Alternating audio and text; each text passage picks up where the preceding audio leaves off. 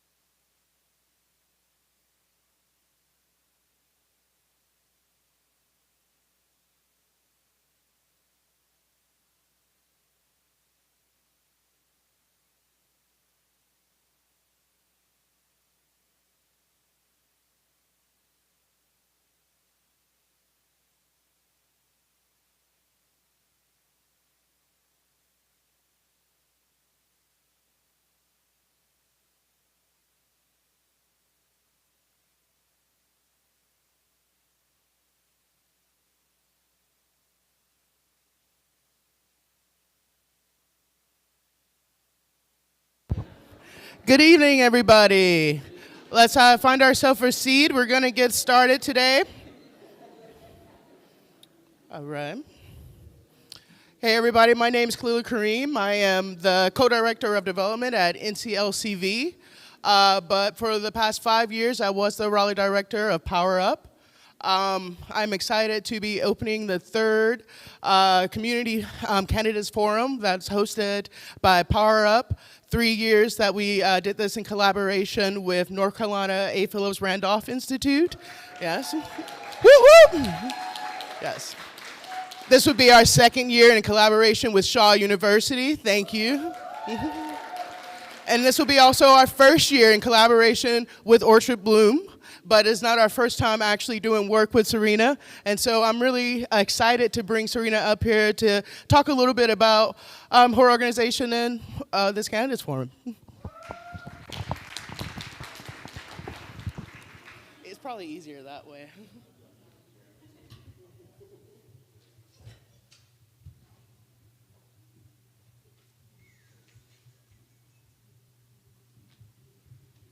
Good evening, everyone.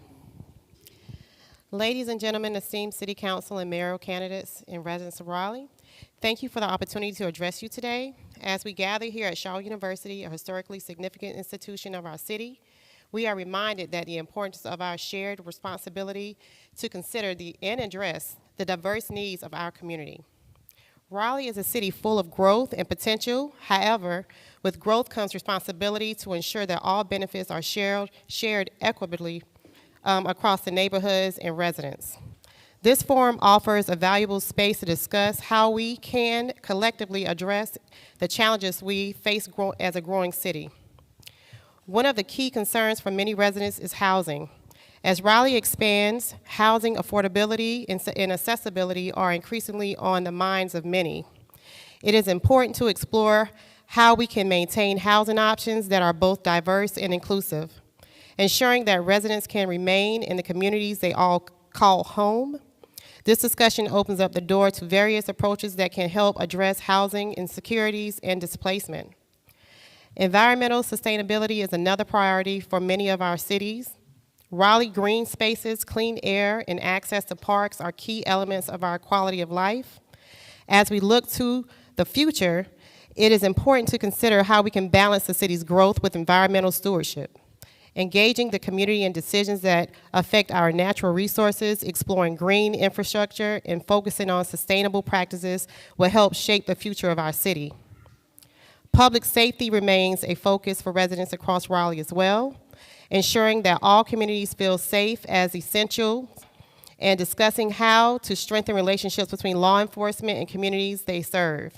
Promote training and de-escalation techniques, and to encourage community-focused initiatives that are an important step towards building trust and safety for everyone.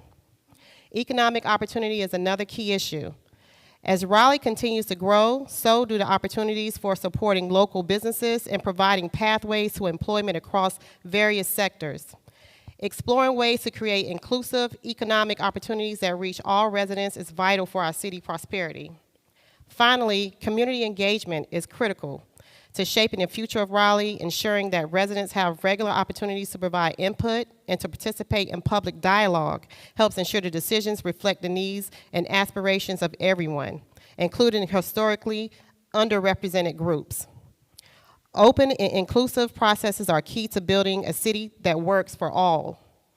In closing, Raleigh is a significant moment in its growth, and the opportunities and challenges we face are substantial.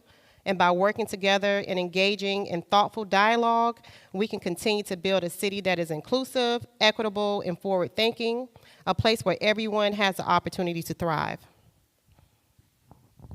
Thank you.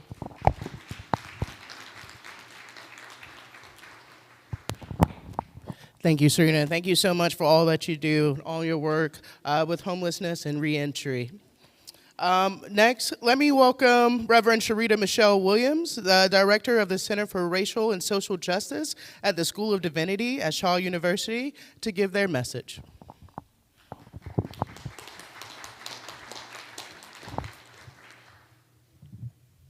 Hello and good evening, everyone. I would like to bring you greetings on behalf of the Shaw University School of Divinity.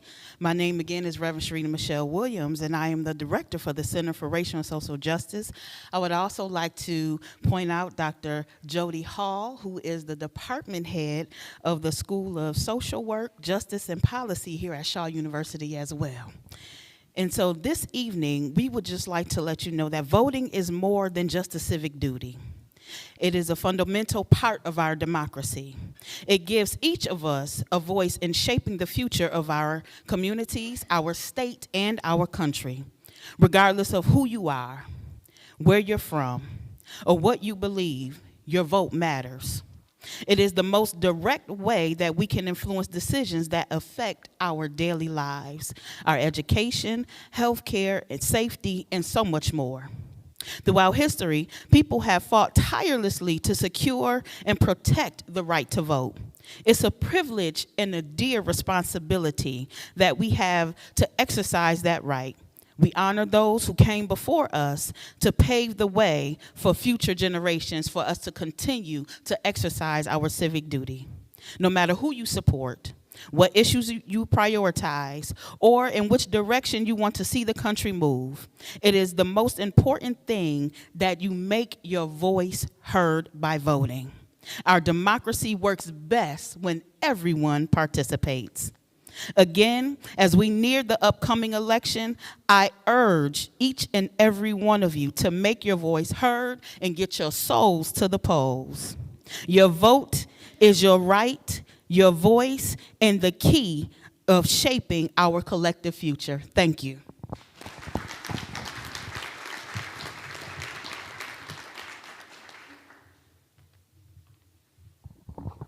Thank you so much, Reverend Williams. And I have to agree, we need to get out and vote. Voting starts this Thursday, so let's get out early and vote, because this is the way that we can actually have a voice in our democracy. All right. Please join me in welcoming Denisha Munford, the Associate Executive Director of North Carolina A. Philip Randolph Institute.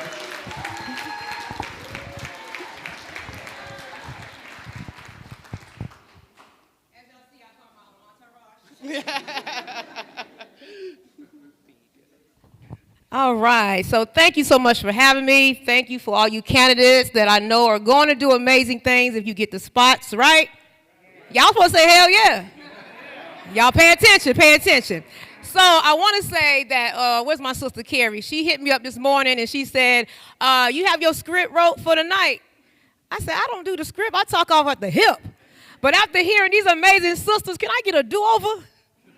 Okay. All right, well, I'm going to do what I'm going to do. I got to do this one thing, and I'm going to do what they asked me to do real quick, okay? AP? AP? That's all I got to say. No.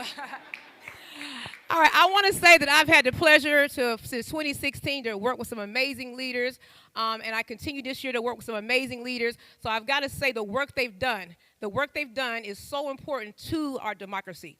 The work they've done is registering 216,000 people starting from January to now.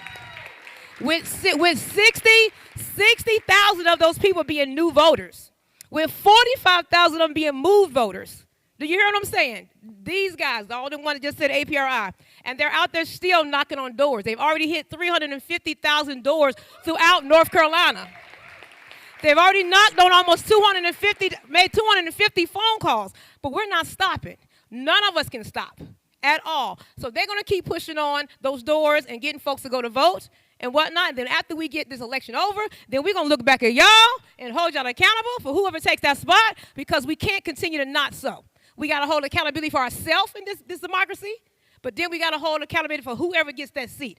I don't care if they were for you or weren't for you, you still need to hold their ass accountable. So guys, don't take this as a joke. I was at a meeting in Detroit and they said, if this election, and because I'm 100% nonpartisan, if this election don't go good for the communities that we all serve in Raleigh, we won't feel it for just this election. We will feel it for the next 3 generations. So let's do better, y'all, and let's go vote.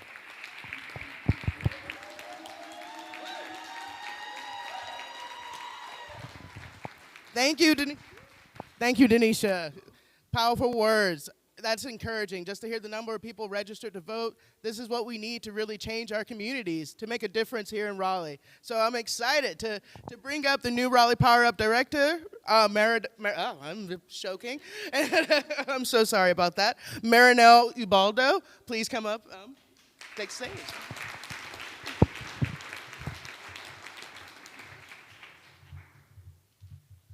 Good evening, everyone. Hi again, I'm Marina Ubaldo, the new Regional Field Director of PowerUp NC. And I want to express my gratitude to each of you for attending tonight's forum. Your presence here is a powerful testament to the importance of civic engagement in Raleigh's future. As PowerUp NC, our work is rooted in the belief that every community member deserves the opportunity to have a voice in the decisions that shape our city. We believe that forums like this one play a critical role in fostering open dialogue between candidates and residents, ensuring that we all have the chance to learn and engage with the issues that matter most.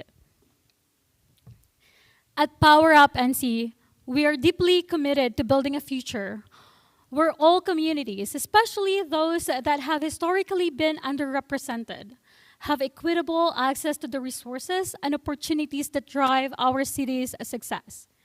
Raleigh residents are facing key challenges on affordable housing, environmental justice, and building a cohesive community. We recognize that these challenges can only be addressed through inclusive, community-driven solutions. As the candidates share their visions tonight, I encourage everyone to think about how their ideas resonate with your experiences, your values, and your hopes for Raleigh. It's important to remember that each of us plays a role in shaping the future of our city, not just through voting, but through active participation in our community beyond Election Day. I want to thank all of you for being here tonight, not just as participants in this forum, but as engaged citizens. Let's continue to push forward conversations that ensure Raleigh's growth benefits all residents, and that we build a city that reflects the diversity, strength, and resilience of its people. Before I end, it is my great pleasure to introduce our moderator for this year's forum. We are fortunate to have us Dr. Talika McCoy, who will be guiding tonight's discussion. Dr. McCoy is here as a neutral and non-partisan moderator, ensuring that the conversation remains open, fair, and respectful for all candidates. Dr. McCoy is a native of Winston-Salem, North Carolina, and holds a sociology degree from Shaw University and a Master of Divinity from Shaw University Divinity School, where she graduated with honors. She earned her PhD in Human Services from Capella University in 2011 with a focus on public service leadership. Throughout her career, Dr. McCoy has made significant contribution to education, ministry, and community service. She has worked as an exceptional child professional in the Forsyth County school system and has advocated for at-risk youth at the University of North Carolina.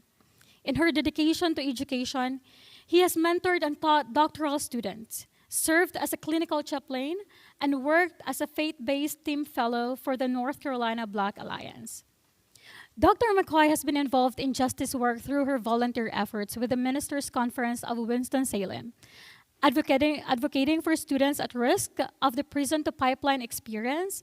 She has held key leadership roles within the General Baptist State Convention of North Carolina and has been recognized for her work in research, youth advocacy, and ministry.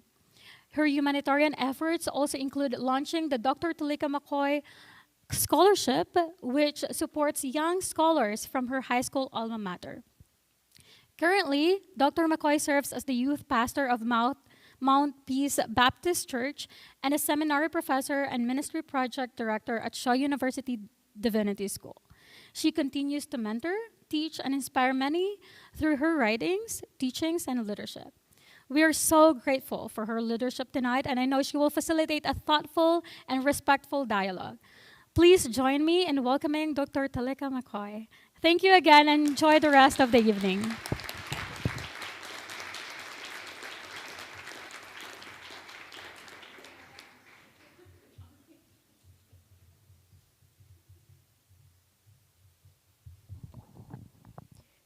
Good evening, everyone. And thank you for joining us at this 2024 City of Raleigh Mayoral and City Council Candidates Forum. This forum is proudly hosted by PowerUp NC, which is a program of the North Carolina League of Conservation Voters Foundation in partnership with Shaw University, the NC Philip Randolph Institute, and Orchid Bloom NPO. It is awesome to see so many excited people on this evening. I'm Dr. Talika McCoy, and I'll be moderator for this evening. It's great to see you all engaged, all of these wonderful Raleigh residents here tonight. PowerUp NC and our partners work closely with communities throughout Raleigh, and we aim to elevate the issues that affect all residents, whether it's affordable housing, livable wages, flooding, or environmental concerns. These challenges many people experience in our city. Now, I want you to raise your hand if you've ever dealt with one of these issues. Low wages. Okay. High rent. Okay. Or even flooding in your neighborhood.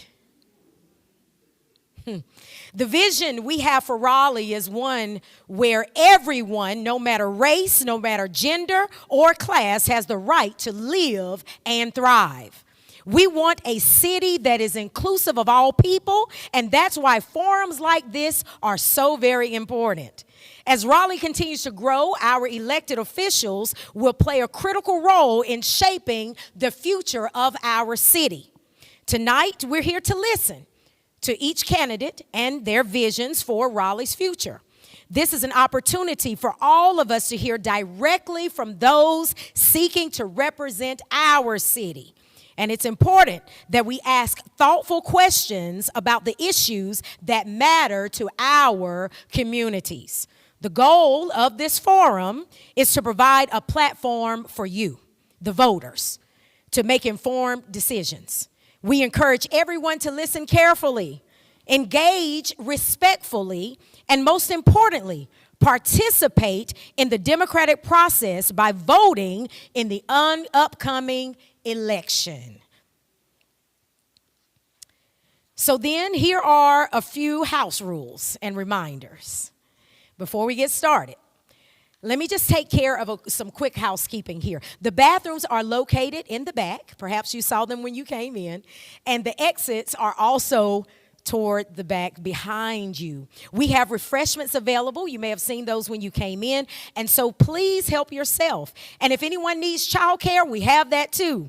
We have that available as well. Just let one of our volunteers know, okay? So we'll begin tonight by asking each group of candidates a series of prepared questions. Each candidate in each group will have 1 minute to respond, with a timekeeper in the audience to ensure equal time for everyone. After we go through all the prepared questions, we'll open the floor to the audience for questions.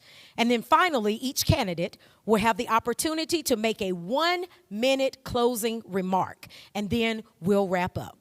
So if you'd like to ask a question, please write your question down on the card that you received when you arrived, and please include your name. Once you finish, you just raise your hand, and one of our staff members will collect it. I'll call your name when it's your turn to ask your question at the microphone. If you didn't receive a card, we need to know that right now. So if you did not receive a card, just raise your hand, and we'll bring one to you. Anyone who did not receive a card. Okay, we have a few hands, so we're going to be sure that you get a card.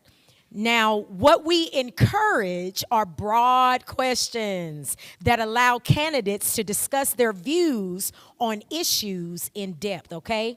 Rather than yes/no questions or those questions that are aimed at confirming agreement with specific viewpoints, okay? Our goal is really to foster these type of conversations that are meaningful and that help us all to better understand where the candidates stand on important topics. So then, everyone has their card. So I'm going to begin, and I'm going to begin with the mayoral candidates. I was asked to do that, and so that's going to be our first and second round of questions for the mayoral candidates. So I will begin the first question now for the mayoral candidates. This is the question. Major storms like Hurricane Helene have significantly impacted many communities in North Carolina and in neighboring states. What is your perspective on the role of local government in preparing Raleigh for future major storms? And what actions, if any, do you believe should be taken?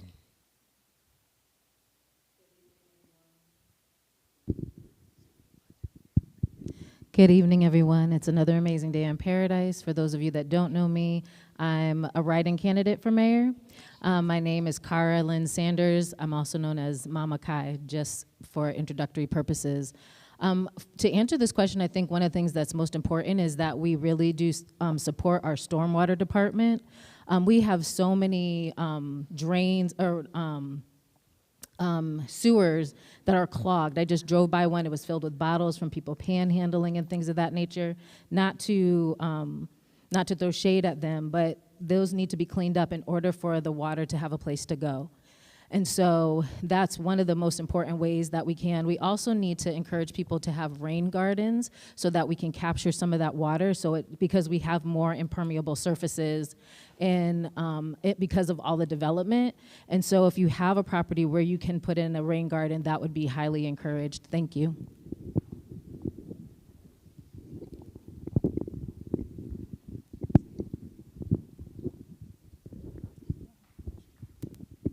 Hi, I'm Janet Cowell. Thank you so much for hosting this forum and for the question. So I actually served on City Council some years ago and helped start the stormwater program in Raleigh at that time. That is a very important program for resilience in the city of Raleigh. I was checking, we are a lower risk, sort of a moderate risk of storm events here, but nevertheless, continuing to invest in green infrastructure, having storms and creeks that can withstand storm events. I've recently been managing Dix Park. We have been doing creek enhancement and restoration projects. There's another one, Pigeon Branch. These are old streams that are very flash flood oriented. And by broadening those bases and investing in that, it helps prevent flooding downstream and here in Raleigh. Hello, my name is James Shaughnessy IV. I am another candidate for mayor. Thank you so much for hosting. Japan is actually a really great place to look at smart stormwater management. They actually have a lot of parks and facilities for public use that also deal with a lot of emergency runoff. And I think Raleigh could benefit from that instead of wasting that land for a very unattractive bit of stormwater management, as well as like focusing on if we have an emergency fund ready for those, because we do get affected by storms. It might not be a hurricane, it might be a tornado, it might be just a lot of wind and rain, and we want to make sure that we are prepared for all those circumstances. And so making sure that we have a strong fiscal budget to facilitate all the extra changes and storms and emergencies that might come our way is definitely one thing that we need to be focusing on. I know that our city departments do a really, really good job in making sure the power stays on, like Duke Energy does a really good job. But that doesn't mean that we can't improve as best as we can, and make sure that a lot of the communities that might not be in the highest tax bracket do get the attention that they deserve.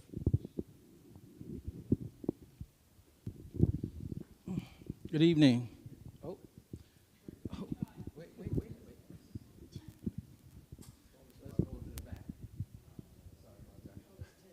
Yeah. Good evening.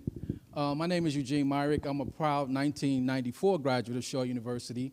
Came here, there was only literally one building that went up downtown by the time I graduated from here in 1994. One of the reasons why I got into this race is because I live in the historic Biltmore Hills neighborhood. It's one of the neighborhoods in Raleigh where black people were allowed to own homes, and we are flooding in Biltmore Hills. And as I went to city council to complain about this, it seems as if nobody was listening. So that's why I'm here. So I'm here, and we're like, most of my neighbors, the neighbor right directly across from me is an 80-year-old gentleman.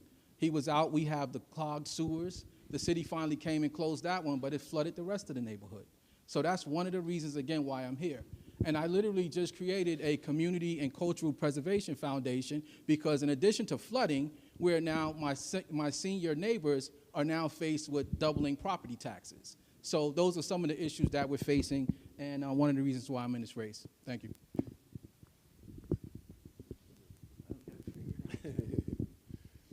Hello, my name is Terrence Roof, Truth for Raleigh. It's a pleasure to be here. First, in local government, you have public administration.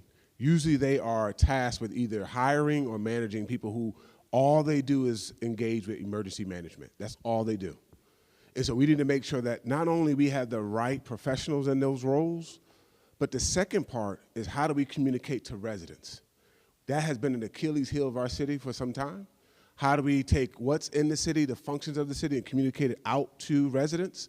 So I'm an employee of NC State. I have a former colleague here with Dr. Hall. If you go on NC State, when there's an emergency, everybody's phone rings. When there's a response, an emergency response, everybody in that community is informed. We need an informed system that allows for all of us to respond together. Also, it needs for not just the staff officials to be intelligent about emergencies, but also that the community become intelligent about the emergency response. Thank you.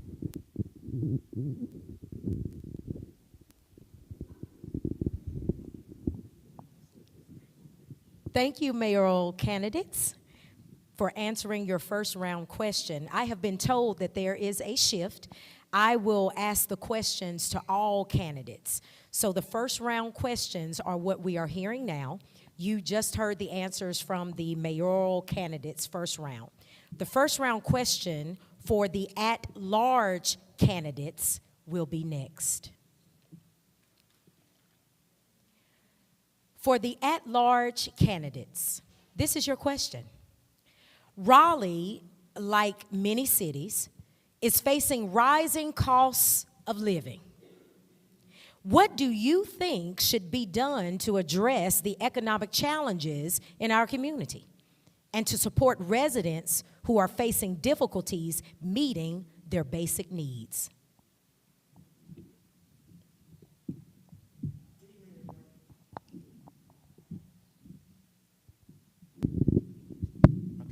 Good evening, everyone. My name is Stormy Ford. I currently serve on Raleigh City Council at large. That's a challenging question, to be quite honest with you, in terms of what the city can actually do. Certainly, we are entertaining a number of affordable housing initiatives. We did have a housing bond where we did bring in income and work with a lot of our nonprofits to put more units into the marketplace. And so we were able to partner with Healing Transitions, CASA, DHIC, and a number of other entities to do housing for our folks who are homeless or unsheltered, to give them some spaces, as well as to put some affordable housing units in the market. Certainly, that is one thing that we can work on with the city. As relates to meeting a lot of the basic needs, we may be able to partner with Wake County, who actually, they do more of the human services components, and so certainly providing some funds and partnering with them may be another thing that we can do.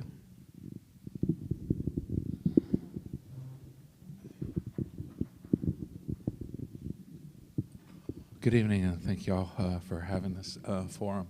My name is Joshua Bradley. I'm running for Raleigh City Council at large.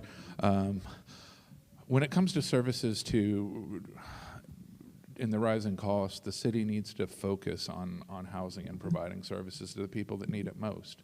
If you build a strong foundation, then everyone benefits. So I think the city needs to do what it can to prioritize housing and services, and if the county wants to help us, that would be great, but if they're not doing it, somebody's got to do it, so we should do it.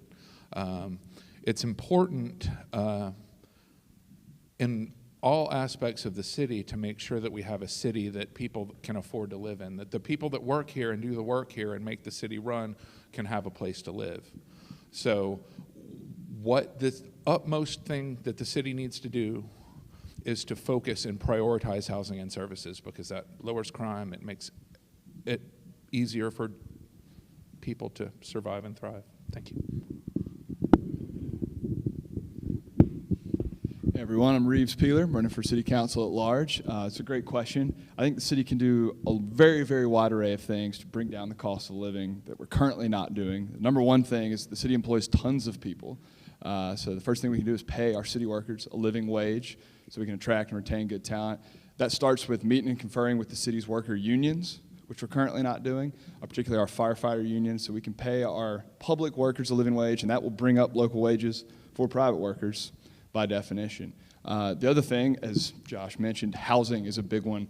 Housing is the biggest expense for almost everyone in Raleigh, so finding ways so we can get big corporate developers to help contribute to our infrastructure and budget so that the burden is not on the everyday taxpayer, which, as we know, property taxes are flat taxes. And then also finally find ways to preserve existing affordable housing so people's rent stays lower without subsidy is a great, great way to bring down the cost of living for the average person. Thank you. I'm realizing now that Councilmember Black and I should maybe switch seats, but we'll do that in a second. Hey everyone, my name is Jonathan Lambert Melton. I'm the other current at-large city council members. This is a great question. I agree with a lot of what I've heard. For most folks, the two highest burden on their budget is housing and transportation. There's a lot we can't control at the city level, which is very frustrating, but we can absolutely influence housing and transportation. I think we need to increase our supply and diversity of housing citywide. We have to get more housing units of all types built to help stabilize and reduce costs. And then we need to get more affordable housing for folks who need the assistance. If we can get our supply of housing up, that allows us to direct our public subsidies and public money for affordable housing more towards the 30% area median income and the folks who are currently unhoused. And so I think that that's the first step. On the transportation piece, owning a car is expensive. You've got the insurance, you've got the gas, you've probably got a car payment. If we can make our public transportation more frequent and more reliable, safe, and make it work for more people, that right there can pull a lot of the monthly burden of your budget out if you can get around without having to use a car, or maybe you could be a car light household. My husband and I have one car. I use it when I need to, otherwise I scoot, which is how I got here today.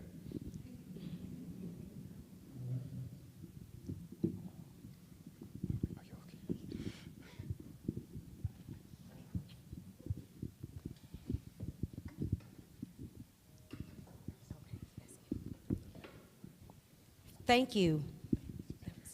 Thank you, at-large candidates.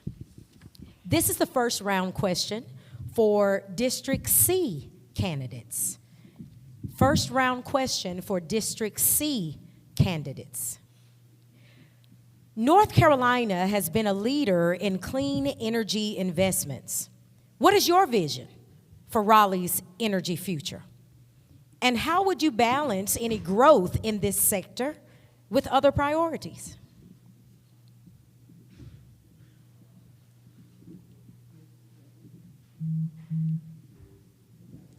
District C candidates.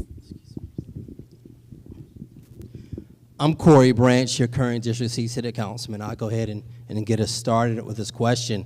It's interesting because in today's City Council meeting, we just heard the story about solar panels and working with low income and the pilot program that we passed and the money that we use from ARPA funding and as well as other city funds to help those of low income to become energy efficient. And that helps overall improve, one, their costs that they're spending for utilities.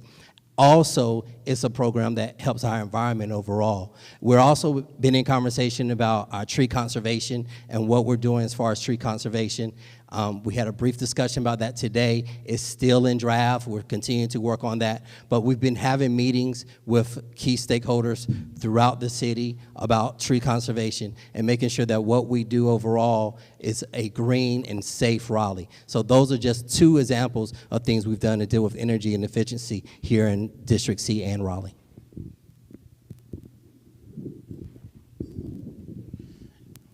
Good evening, everyone. My name is Jared Ollison, and I'm a proud resident of Southeast Raleigh. Been in Southeast Raleigh my entire life, otherwise known as District C. And I also like to take a moment to point out that I am also a Shaw U grad, and I'm the 10th person in my family to graduate from Shaw University. My son will be the 11th next year, and my daughter the 12th the following year, so we're all Shaw U through and through. And my uncle was president of Shaw University in the 60s, Dr. Nelson H. Harris Sr. So I'm proud to be here. I'm home. Thank you so much for having us. Now, when we talk about energy efficiency, solar panels, there should be tax credits for, larger tax credits for people who need solar panels to subsidize their energy costs. We need to focus on that. I think Raleigh has done a good job at starting to have some of these biodiesel vehicles for some of the work and electric vehicles. So we need to give city credits, property tax credits for people who are willing to have energy efficient cars, you know, at their homes, and the chargers for those. So we need to look at those types of clean energy to reduce our reliance on the power. And our tree canopy, growing up here in Raleigh, I noticed that we have cleaned out a lot of our trees, sometimes unintentionally, but we need to start tree planting more often. Your time is up, please. Okay, sorry, Yes. thank you. I appreciate you. Thank y'all so much.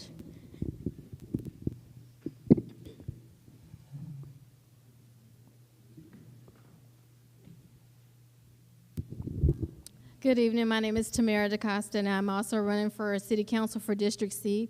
I think Raleigh has done a great job of actually where we are right now with its emissions and as far as the greenhouse. As a matter of fact, the cars that we have, most of the cars are fuel efficient, so we don't have the emissions problem. We also don't have smoke houses in the area, so we don't see pollutants. Also, too, we have a lot of trees in the area. In fact, compared to most other cities, we have more trees and more buffers than most cities. So I think we're good where we are. I would not invest any additional money into any type of greenhouse initiatives, being because we have so many other pressing issues that we could allocate those funds for. So I would prioritize putting money into infrastructure, making sure that we have accessible roads so we can get around, being that there's so many people moving into the city, and prioritize it towards things such as housing and dealing with the homeless. So I would not do anything extra that we've already done, but maintain our current standards. Good evening, Portia Rochelle, District C.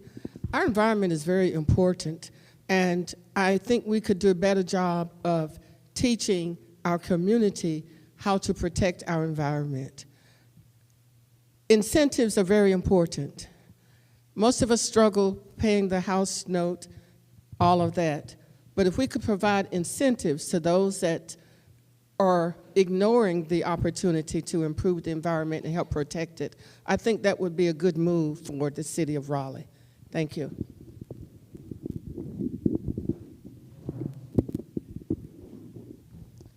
My name is Tallulah Pay Omokaye. I'm running for Raleigh City Council District C. One of the things that I've done, I'm the former chair of the Raleigh Transit Authority. We increased our number of clean gas buses and electric buses on the Transit Authority and encourage more people to ride the bus. We have a lot of free programs. I think the more we make people more reliant on public transportation and maybe leaving their cars at home, we can have more natural, clean air. I think also tree conservation is important as we're developing the city and tearing down our trees. That's actually causing more of an issue of flooding without our trees, so make sure that we're conserving those more. I also think that incentivizing people with tax credits who live a little more sustainably, so those people who have, the solar panels, those people who are recycling more, those people who are, like myself, raising chickens and keeping down my food waste in my home, I think those are areas that can be fun and informative for us to also make sure that we're living a cleaner lifestyle.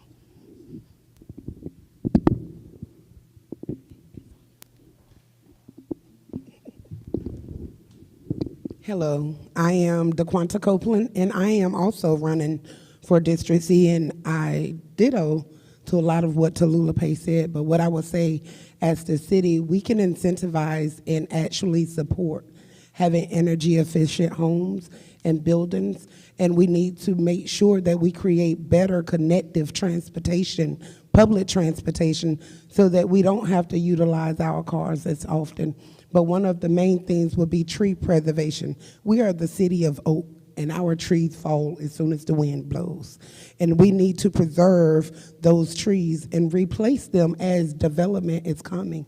Because if you ever go downtown in the heat of the summer, that heat comes off that building like a fire. And we can do a better job within our communities as we are still gentrifying and developing. We need to preserve our trees. We need to plant more trees, but we also need to provide funding for solar panels for our homes so that we can better utilize clean energy. Thank you. Thank you, District C candidates, for your answer to that first round question. This is the last first round question, and this question is for Districts A, B, D, and E. This is the final first round question for Districts A, B, D, and E. This is your question. Youth in Raleigh face a variety of challenges, including mental health concerns and economic hardships. How do you view the city's role in supporting vulnerable youth? And what strategies would you propose to address these issues? Guess I'll go first. Good afternoon, everyone. My name is Mary Black. I'm the current city councilor in District A. I also happen to be the youngest person ever elected to city council, so I think this question is well suited for me. So when I think about youth and mental health specifically across the city, I think it's a major role that we have to play. We had a lot of kids coming to us specifically from NC State over the last year talking about the uptick in suicide rates that are happening there. So one of the things that I talked about was creating an office of the youth within the council to actually have youth that are able to help build solutions for themselves. I think a lot of youth are interested in being engaged, they're interested in participating, and they just don't really have that avenue. So I wanted to create a space for youth to be able to come and talk about the issues as it affects them. Another thing that we really have to deal with is, job opportunities. So we have a really great program that works with our teenagers and building youth participation across the board in that way. I'd like to see that expanded to working with our college-age students, people between the ages of 18 to 25, as well as making some sort of commissions and boards that also can help advocate for how we can get more youth into engaging with the city. Thank you.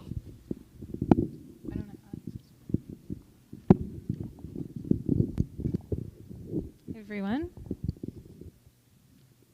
I'm Megan Patton. I'm the current city council member for District B, which is far northeast Raleigh, and I'm running again. I think about youth opportunities because through the lens of having a young daughter, and will Raleigh be a place that serves her in all the chapters of her life, right? When she's a teen, when she's a young adult, and then into fully adulthood. One thing I think we can improve, I was glad Councilmember Black took the first one. She's been such a champion for youth. But one thing I think we can do in addition to that is really think about third spaces and connectivity and how youth are getting around our city.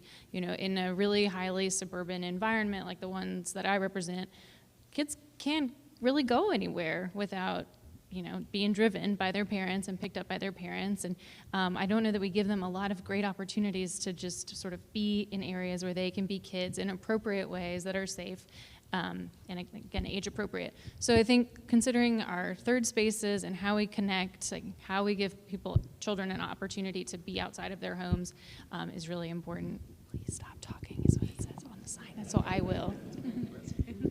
Okay. Hey y'all, good evening. My name is Jane Harrison and I serve on Raleigh City Council for District D. I'm a faculty member at NC State, work there with Dr. Ruth, and I really do care about this next generation, and I see them day in, day out. I see them, what they're dealing with, what they're hoping for, what they're excited about. Some of the issues are the same issues I think all of us have. Affordable housing. How do we ensure that they have a place to live here in Raleigh? How do we ensure that they get to take advantage of our economic opportunities? We have a lot of great jobs here, but we have to build that pipeline for our young people to get to them. I run an internship program at NC NC State that focuses on underserved students across the country to get into environmental science, environmental management jobs. I think that the city of Raleigh can also provide those kinds of pipelines. We do have some excellent internship programs for high school students, and we need to help get them into our workforce because we have to recruit and retain the best talent, and our young people are that. Good evening, everyone. My name is Christina Jones, and I am the current District E representative. In terms of mental health in our youth, I was really proud during this term to partner with psychologists throughout the city, and we put on 2 classes through contingency funds. And what we did is we invited the community to come in, because I can't just look at youth and say, let's help you feel better one-on-one. I don't have enough therapists for that. And so what we worked on was empowering residents, whether that was teachers or sports coaches or friends, to make sure that they have the knowledge and understanding of how to help youth, and that was directed by psychologists. So as we look to be the village for these children when they're experiencing mental health crises, it's really about empowering the adults in their life to help be able to recognize it and help in that situation. So I look forward to continuing that effort. Thank you. Hi, my name is John Sequeira. I'm running for District E. Thank you for the question. As it comes to youth and their mental health, one of the key elements that I think goes a long way is having places for them to connect with one another and find their tribes of peers that are like them and mentors that are not like them. That's one of the reasons that my friends and I started Skate Raleigh. It's a nonprofit where we took city land on the future Smoky Hollow Park along Capitol Boulevard, where Pigeon House Branch is, and created a skate park there. We raised private money, and that came out of the idea of one of my friends whose son is was at Enloe, and that skate community was very collaborative and very diverse. And what we've seen is at that skate park, you have older skaters, younger skaters, people from all parts of the city connecting and enjoying one another and finding a community. And we're looking at doing that at Chavis Park, as well as Diggs Park. And so, yeah, finding community, mentorship, and connection. Thank you. Thank you. Candidates for District A, District B, District D, and District E. Now we move on to our second round of questions. The first question is for our mayoral candidates. This is the first question in the second round for our mayoral candidates. This is your question. Education is a critical issue for Raleigh's future. What are your thoughts on the most important steps the city can take to support education and promote equal opportunities for all students? So again, thanks for the question, Janet Cowell. Starting with K through 12, I think the city can work on things like infrastructure, making sure children have sidewalks, safe environments to get to school. As you move up, the internship programs, the workforce development, the extension of in-classroom learning that the city of Raleigh does a lot through their sports, parks, and recreation department. And then as we get into universities and Wake Tech, we know we've got these incredible universities. We're a university town. Having a presence of all those universities, Shaw's here, William Peace College, but getting Wake Tech potentially to have a presence in downtown Raleigh and really collaborating more intensively. I had lunch with the president of Peace University recently who talked about ways to further embed and really leverage being downtown just like Shaw's. As the only mayoral candidate who's gone to school in this century, I think I bring a different perspective. I've been very blessed with my educational upbringing. My dad was a teacher for a long time, and we basically grew up in a library, and reinforcing that rigorous academic upbringing was very important. And I've gone to every type of educational institution. I've been homeschooled, I went to private school, I went to charter school, I went to public school. And I will say that public schools are not doing a great job. They do not push kids as much as they can be, because kids are bright. As long as you give them the opportunity to show and shine, like, they will surprise you and work really hard. And working with the county to make sure that they are safe spaces, so that they are rigorously academic, and making sure that they're places that they can actually grow and try new things is one of the key things I want to make sure that students have the ability to do, so that they can go off and do great things, whether it's university or in another capacity at all. Good evening again, Eugene Myrick.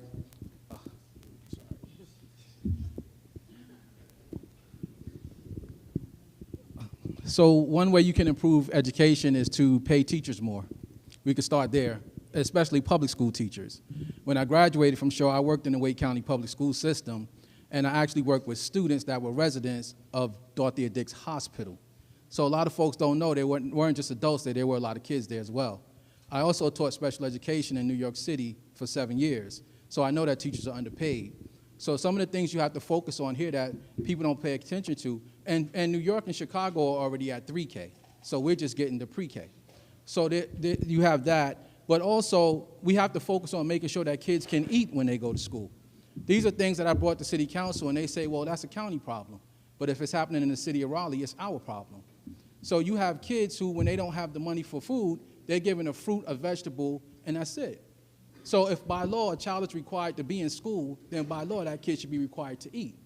So these are some of the issues that teachers are dealing with and that kids are dealing with, and this is how you can improve education. Thank you. Thank you.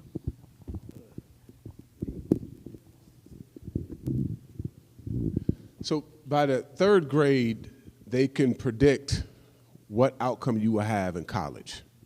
So by the third grade means that if you're not addressing education by the third grade, then you're too late. And so we're not having a pre-K before you get to elementary school program.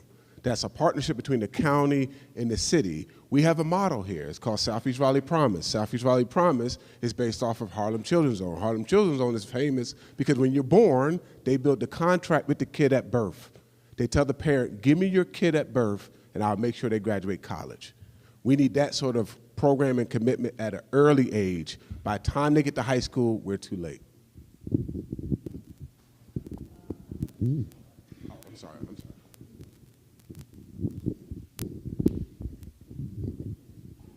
Thank you so much, Mama Kai. This is right up my alley. I'm so excited about this question, and I only got a minute to talk about it, but I wrote one of the introductions for the strategic plan presented to the Department of Health and Human Services to bring early childhood education services to families who are experiencing homelessness. My background is as a parent coach, and so my specialties are brain development, nervous system regulation, trauma, and nutrition. We start at birth. We get in the OBGYN offices. We partner with parents so that they get the education that they need in order to focus on how to raise their children in safe and productive ways. We don't have a manual for children, but there are a lot of best practices. And so we need to get parents involved. Children come into this world brilliant. They have an infinite and intrinsic value that does not change. And it is proven that our IQs go down the older they get because of the lack of engagement. And so we start children early. One of the ways that I would love to see is we take our decommissioned city buses, partner with the libraries for Wake County, and bring early childhood educations into the communities. Thank you.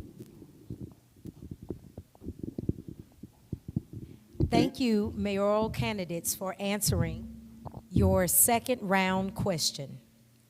Now we move on to the second round question for the at-large candidates. This is the second round question for the at-large candidates. Housing affordability is an important topic in Raleigh. Housing affordability is an important topic in Raleigh. What do you see as the most significant challenges related to housing? And how do you work to address them?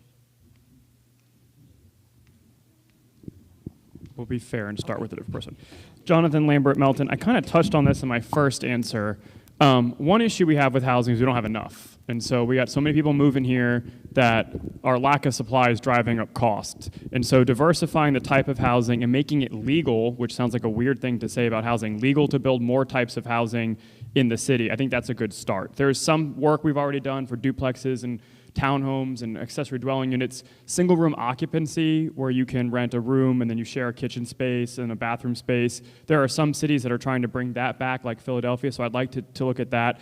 Cost of land is a significant factor in the cost of housing, and so trying to make better use of our land and then partnering with our nonprofit housing providers. We have a project with the Raleigh Area Land Trust that will be creating affordable home ownership and rental opportunities. I think the home ownership is really important because that activates generational wealth.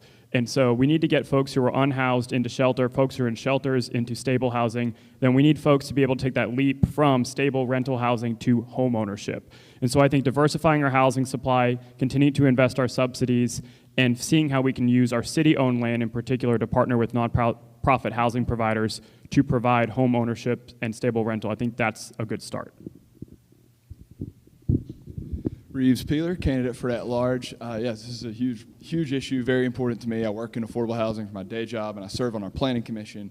One of the biggest things that Raleigh can do tomorrow is give tenants a seat at the table. We live in North Carolina. It's preempted here to do real rent control, real tenant protections. However, Raleigh could start a tenant advisory board like many of our other commissions and boards that we have that can advise the council and mayor on things that are good for tenants. That's something I would push for doing.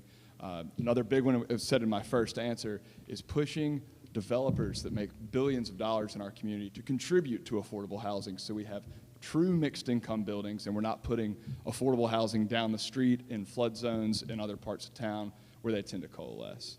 So I think one more big thing that I want to push on this that I've talked about many other times, we live in America. We have a speculative capitalist housing market. So finding creative ways with zoning here in Raleigh, within our zoning code, to protect existing affordable housing, cut down on gentrification, and really cut down on these speculative opportunities for flipping land your time will help is out. up. Thank you. Thank you. Joshua Bradley, City Council at-large candidate. Thanks for the question.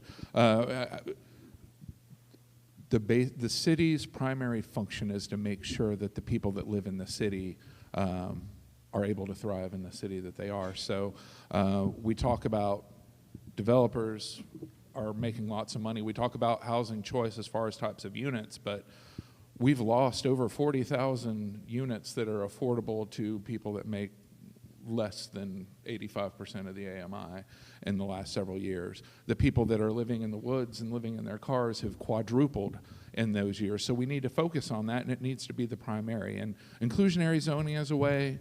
ADUs were pushed, but at the same time we deregulated Airbnb, so we shouldn't make it illegal to use short-term rentals for ADUs to where people have to give long-term rentals for that to be any solution. But first and foremost, if we can't find anybody in the city to build it, we need to hire people and build housing with city money, with city labor on city land. Thank you.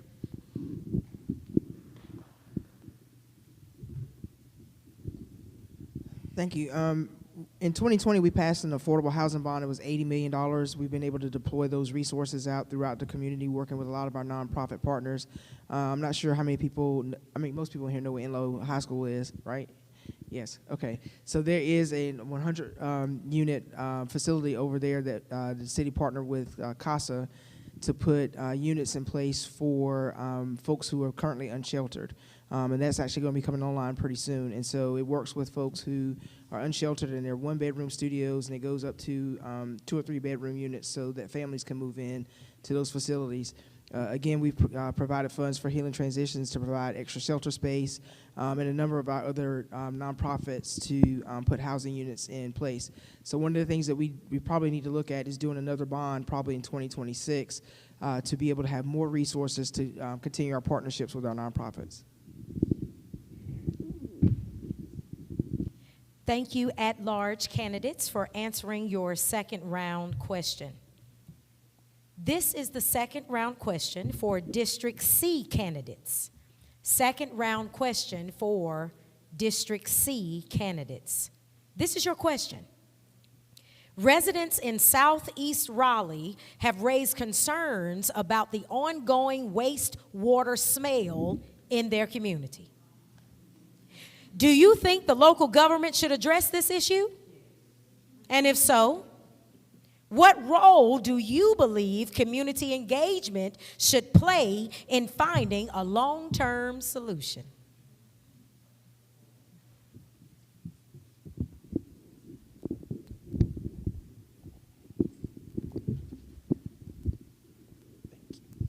DeQuanta Copeland.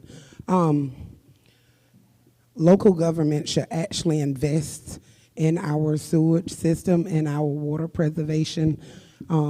We absolutely have a sewage smell in Southeast Raleigh because, as you heard Eugene say, Bitmore Hills continuous flood. If you ride down Martin Luther King, it continuously flood, and Rose Lane is continuously flooded whenever a rain comes. So what we need to do is actually the budget was just increased for our sewer system and water preservation, and we need to use those funds wisely. We need to stop doing more road construction to expand so that more people can be on our roads and actually take a heed to what our issue is in Southeast Raleigh, and part of that is the flooding of our communities. So what I would say we need to do is use that budget money wisely and also have a representative that actually cares about our community to address those needs, to stand up and engage with the community, to learn where the problem spots are so that we can prioritize those that are worse. Thank you. Thank you.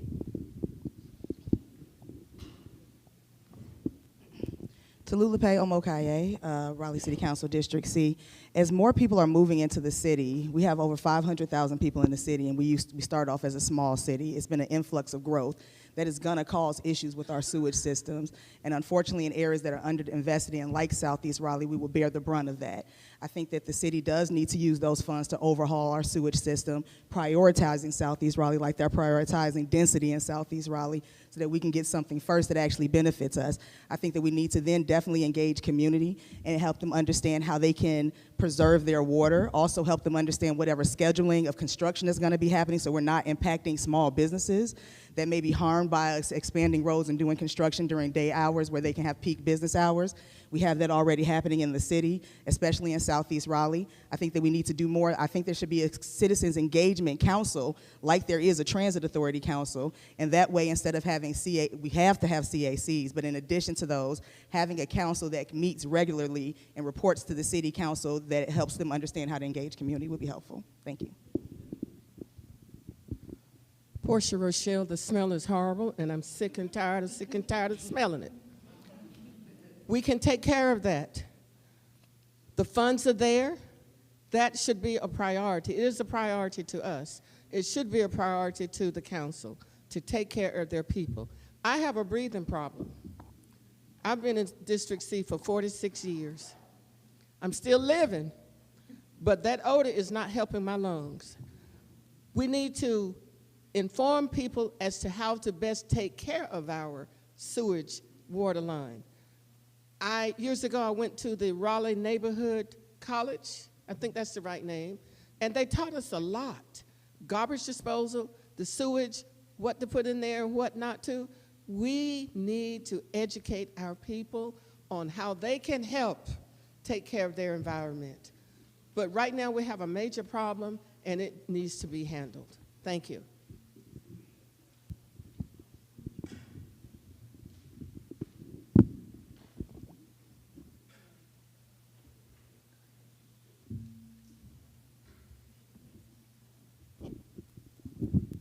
Tamara DaCosta, Raleigh City Council District C. I want to hold whoever walked away from that area accountable. They know that there was a smell there when they left there, and it's been there for years. And like she said, I'm sick and tired of smelling it too. And if it was on any part of the other side of Raleigh, it would have been handled immediately. But the fact that it was neglected for so many years, and people that were on that site, that worked in that area, that worked for the city, that knows it's a problem and has done absolutely nothing about it, need to be held accountable. Their jobs need to be resigned. They need to be replaced, and we need to do something about it. Whatever money that we have that was spent on it, that money needs to be taken out of their budget until we get some accountable people there. There's no reason why that should be an issue in Southeast Raleigh. So that's what I would do to handle the issue. And I would also ensure that going forward, if we ever have any issues that affect the people in our city, that those people are held accountable. We do not want a situation like Flint, Michigan, where people were drinking nasty water for decades. We want to make sure that we hold people accountable, and that's exactly what I would do. Thank you.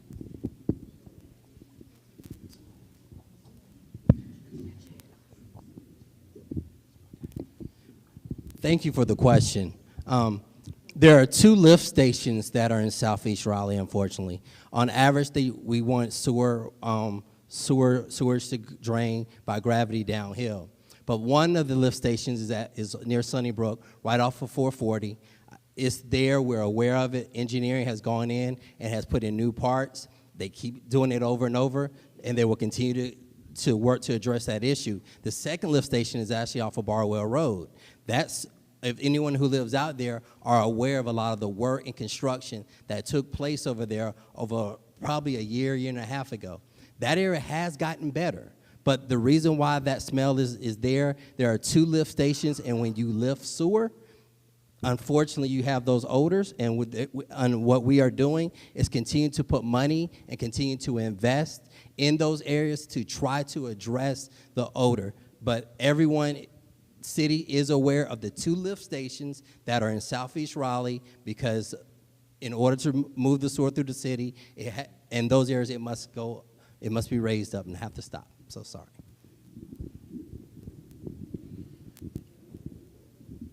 I'm like Pastor Rochelle. I've lived in Southeast Raleigh my entire life, and we've been smelling it our entire lives, and we've been dealing with flood issues and sewer issues. But my question is, how long do we have to keep talking about we're going to fix it? Why don't we fix it? So I'm sick and tired of being sick and tired of hearing the same issue all the time, because we have not taken adequate resources to address the issue. If this was happening off of Falls News Road or Reedy Creek Road or some of these other roads, we won't be talking about it tonight. We have a different question. So what I'm saying, what we need to do is we need to focus on fixing the problem. Let's stop talking about it, start being about it. And those persons who are on council now or in the mayor's office should not be having the same questions we're having, because they're answering the questions like they're not responsible for the conditions we live in. Thank you.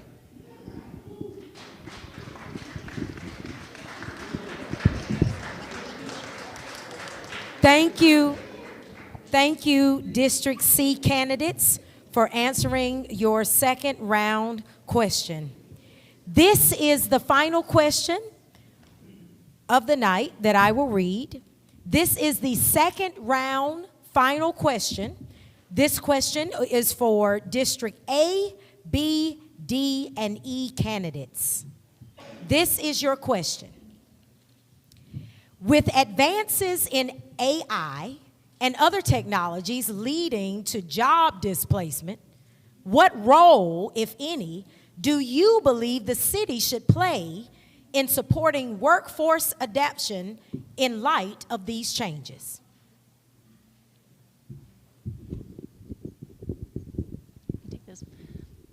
Hey y'all, Megan Patton, District B. So I work in customer service as my day job, and it's a job that is sort of heavily influenced by AI and has the threat of job replacement. I think our role in the city is manyfold. So one, we need to make sure that AI is being used to enhance the services you all receive from our city workers. So can we get you the answer faster? Can we get you the answer more reliably? Can we use the same amount of labor force that we have already but get more work done? And where AI can help us to do that, we should explore it cautiously. We also need to be mindful, though, of privacy concerns, right?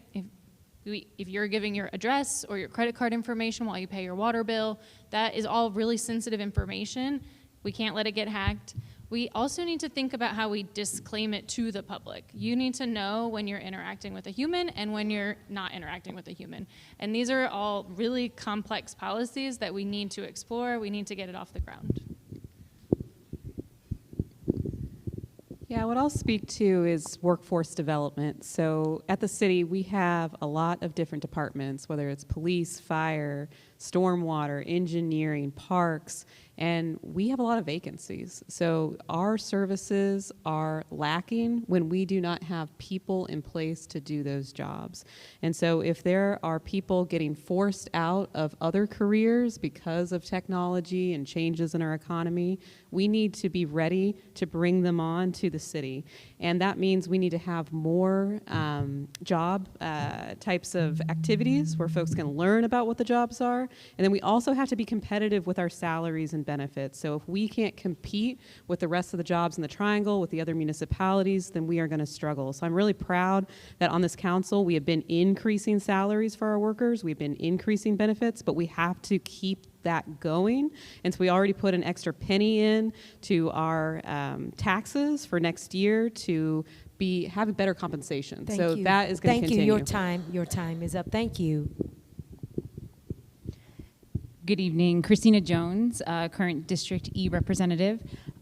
I want to touch on emergency management of that. You know, as we go into this AI stage, which is brand new to all of us, and we actually just had a presentation today about our website and how we're going to wrap in AI into what we do with our website in the future. But last year, we also met with Homeland Security, and when I asked, and I said, what is the biggest threat to us? And I'm thinking at that point, it was a train derailment or things like that. And they said internet security, because what happens when we have these big ideas and as we grow is there's a bigger threat that people can manipulate that and then do ransomware attacks. So I believe we really need to strengthen our IT department as we go into the future, but I don't want us to be afraid of it. I want us to embrace it, similar to what has been said, as to how do we strengthen the services that we already have, but also be very cautious of how it can be manipulated in the future. Hi, John Sequeira, District E candidate. When we talk about AI, this will materially change the job market. And as we talk about the rising cost of housing, and we talk about our most vulnerable citizens, you know, I think as we look at AI, we have an opportunity to train all of our citizens on how to adapt to an economy of the future. You know, we don't have a lot of corporate headquarters in Raleigh, and so what happens is companies from outside the area kind of use a lot of Raleigh as flex work, right? Flex labor, so that they can scale up, right? Hire a bunch of people and lay them off. And so we need to adapt to this modern economy by allowing everybody the skills. It doesn't take a lot of money. It doesn't take a lot of effort. AI makes it easy. When you start looking at prompt engineering, I think we can partner with Wake Tech, Shaw University, NC State, Peace University, and don't just talk about getting costs down, but figuring out how we can all get to where we can start supporting ourselves with this new economy that we're all, including everybody here at this table, is going to have to adapt to.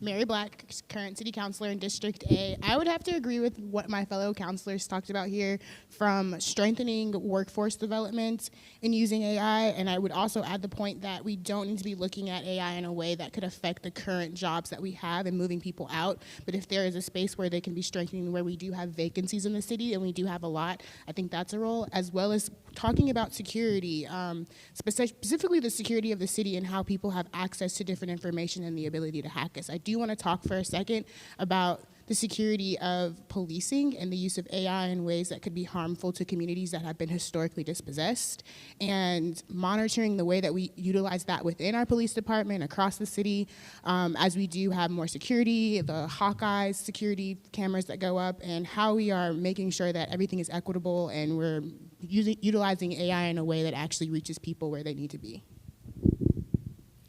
Thank you, District A, B, D, and E candidates, for answering your second round question. Now we will move to the portion of this evening where the audience questions will be asked. Now we'd like to open the floor to questions from the audience. As I ask your questions, please remember that this is a nonpartisan event. We're here to ask candidates about issues affecting Raleigh residents, not to endorse or oppose any candidate. We ask that you avoid gotcha questions. or speeches. Instead, let's focus on questions that will give us a clear understanding of where the candidates stand on key issues. Thank you. So now we will entertain your questions. You were given a card, so we want to be sure that you have this respectful time to ask your question.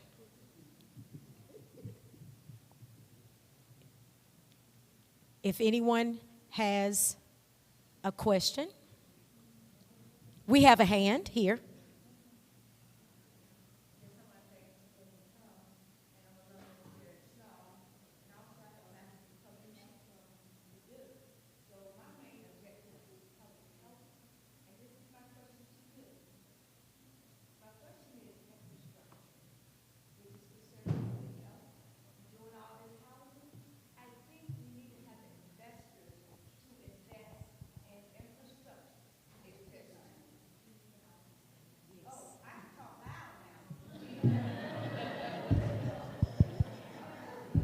We would like to capture your voice on the microphone to extend beyond this space. Thank you, ma'am. Thank you for your patience and your time. I'm just going to put it straight to the point. I'm alumnus of Shaw, and also an alumnus from Purdue. In Purdue, I have a master's in public health. My main concern is about public health issues. It could be anywhere from infrastructure down to maintaining health or what have you. Right now, in the city of Wake County, period, we have a lot of housing. We know we have a need for it. But how about ask those investors, the ones that are building these housing, when is they going to invest in some of this infrastructure to improve the road construction? There's just too many cars. Also, I work at DMV, so the question is out. You know what I'm talking about. To respect everyone's time, would you please ask your specific question, ma'am, to the candidates? Ma'am, would you please ask your specific question to the candidates so that they can, so.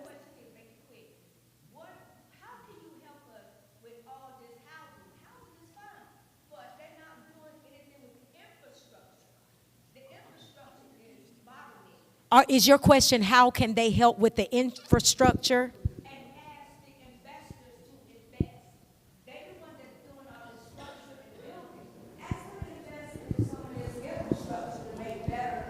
So how can the candidates help in asking about infrastructure? Just want to be clear.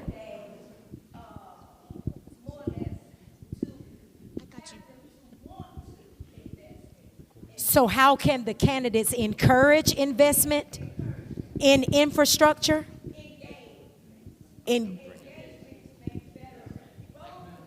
Okay, thank you.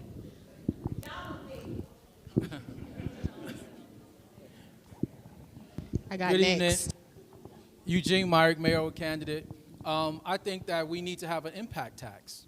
We need an impact tax when it comes to, one of the reasons why when I go to city council say, well, we can't tell a developer what to do, but you could tell them no. And you could keep telling them no until they create something that's more feasible for the people of Raleigh. One of the other things I recommend is that the city council rely on staff. They need to go to some of these sites. Because again, I live off of Garner Road. It's only 2 lanes over there. They're building 100 townhouses on one side, and now they want to build another 100 townhouses on the other side. And the entrances will be in the middle of the block. So this will affect folks' quality of life when it takes them an hour just to get in and out of the subdivision. So these are some of the things that you have to focus on. And I would also support, Congressman Ro Khanna has something called Stop the Wall Street Corporate Tax. Because what's going to happen when those 100 townhouses get built, First Key Homes, Americans Home for Rent is going to purchase half of them. And the rent is going to be $2,000 to start. So you need a city council, a mayor, who will hold these people accountable with the impact tax. So right now in our city, we have a slew of free programs that you can ride our public transportation for free that we haven't maximized yet. So we have actually programs that you can enroll in and maximize. Even when public transportation was free, we couldn't maximize the ridership. Right now, the only people who ride our buses are those who need to ride. And we haven't made our our rides more efficient. So right now, we need to make sure we optimize public transportation so people are encouraged and incentivized to ride it. That will bring the volume of cars down. The second thing we need to do as well is we need to make sure that when we are building public transportation, that we are putting homes, density, and proximity to that transportation so that we, again, reduce the number of cars on the road. The very last thing is we need to increase infrastructure around active transportation, bikes, scooters, walking, places where people can walk and not have to get into a vehicle. And right now, we don't have that particular infrastructure or proximity in our city. Thank you, thank you. And thank you, ma'am, for your question. I have an answer. Oh, okay. Okay. So I think this is a really great question. When I think of infrastructure, I think of the experience I've had working with developers who are citing something in a location that is hurting traffic or mitigation issues there. And there's really no mechanism other than asking nicely if they can provide money towards putting in speed humps or traffic mitigation. And I think there should be a funding mechanism around that goes into community benefits agreements. One of the things that we heard about when we did have like $1 million to go towards different investments across the city is that people want to see sidewalks in every single district across this city. So I think there should be a mechanism to get to the heart of that. I also think of infrastructure as it relates to inside of the city and the programs that we have. So when I think about public health and infrastructure within the city, I think about a alternative community response model and really having that funded so that we can have clinicians, physical, like social service programs that are going out to people who are having mental health issues and really funding that in a way that works for people. So that's what I think when I think of infrastructure. And I think it's problematic that we have a food apartheid, food deserts going on in Southeast Raleigh where we don't have grocery stores. So Thank you. We need to be funding that as well. Thank you. Yes. Your time is up. Thank you, ma'am, again for your question. And she did take time to write her question on the card. If there's anyone else who has written your question on the card, we have a volunteer to collect your card so that your question can be asked. Anyone else who wrote their question so that we can come by and pick it up? Okay, we have one over here. We have one in the back. And please remember to put your name on your card. Thank you. While they're collecting cards, may I address the last question while they're collecting cards? Is that possible? Yes. Thank you, ma'am. I'll be really brief on this. Infrastructure. I'm going to agree with Mr. Myrick that there should be an impact tax from all developers doing business in our communities, developing our communities.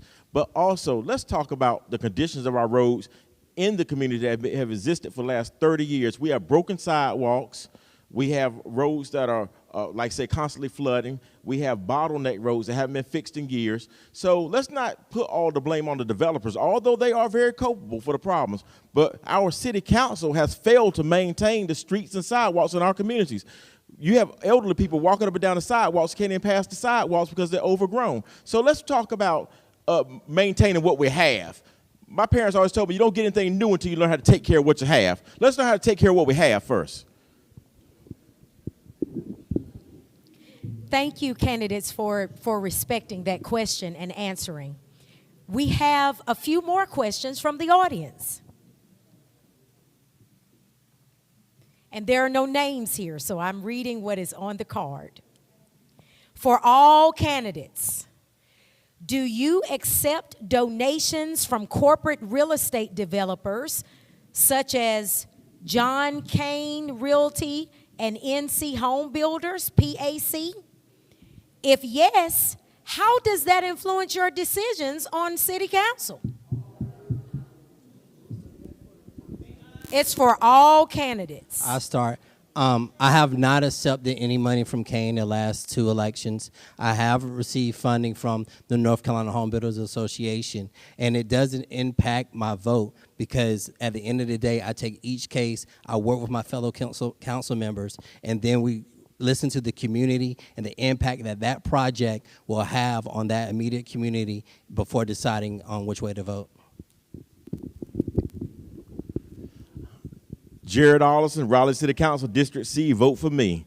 I have not taken a dime from developers. Although I've been offered money from realtors, not taking a dime. I do not think it is appropriate to accept the money from the developers, because when you take money from them, they expect a certain outcome. And I would like to shed light, if I could. Pardon me. Councilman Branch's financial report says he accepted just over $20,000 since he dropped out of the mayoral's race from developers. So who's for sale? Who are we doing it for? Okay, let's focus on who's for sale and who are we doing it for. I'm happy to get this to the public, but he's about $20,000 from developers since he dropped out of the mayoral's race. It almost seems like a payoff or a buy-off. So I refuse to do so, and I don't think anybody else in this council should be taking it. Thank you.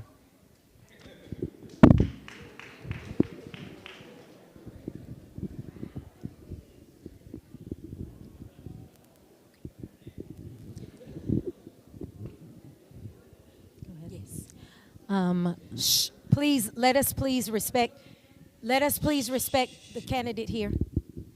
Thank you. Mama Kai for mayor, and that's MOMMA.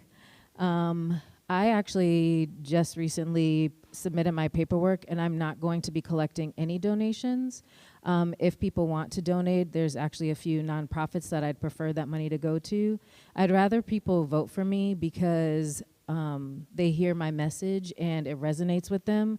I don't want anybody to feel compelled, and I probably wouldn't have that opportunity to be liked by any of the developers. I'm just not that person, and so I'm not a politician, I'm a mom, and I know that families are struggling, so I wouldn't dare take money from people, and if they want to give, they should give to our struggling nonprofits who are really doing great services in our community. So that's my response. And for respect of the questions, we're going to move to the next question so that you can be heard. This is the next question.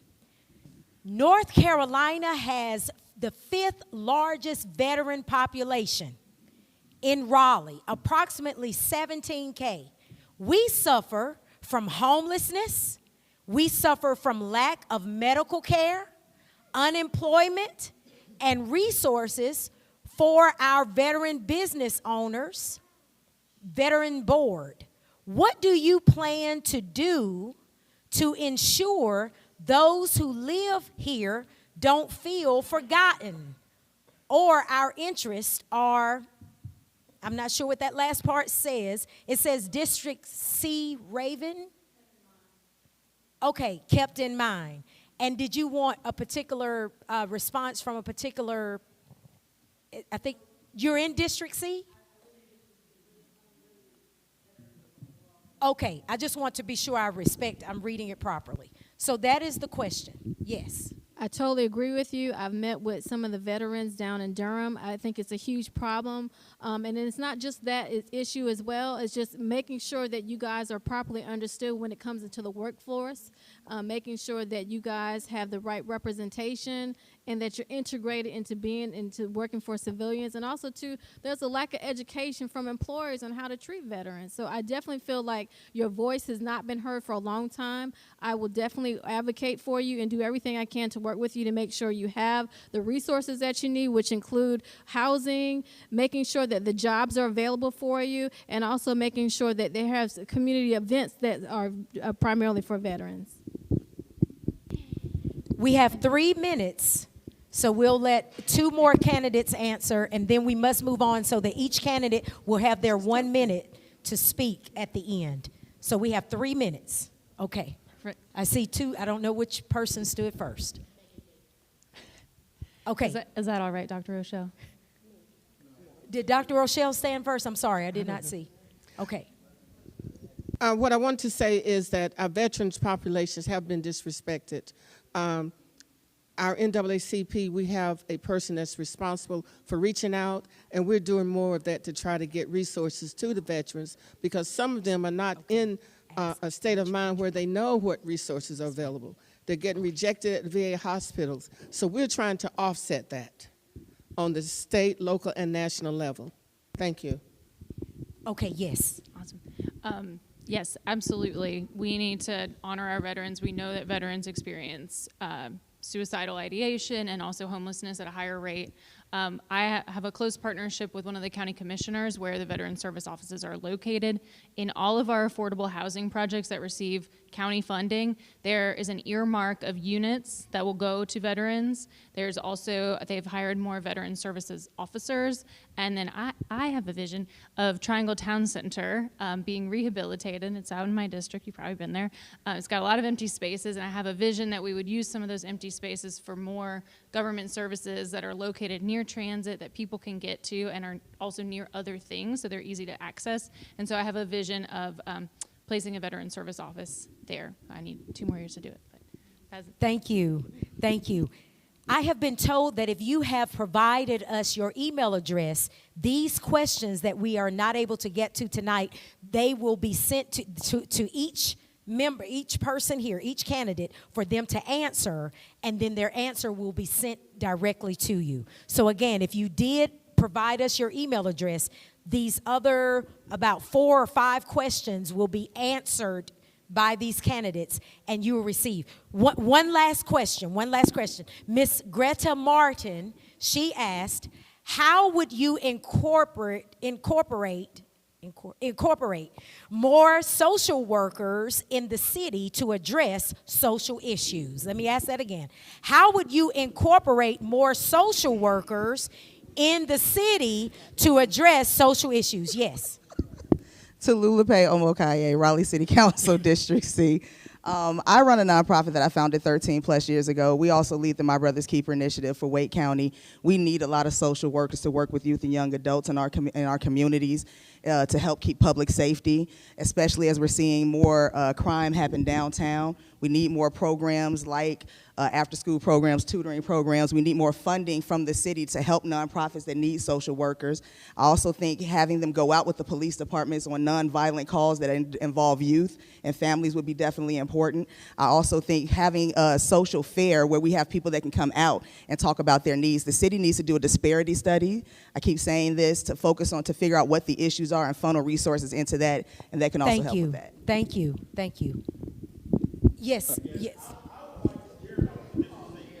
Okay, okay. Okay, please. Thank you, thank you.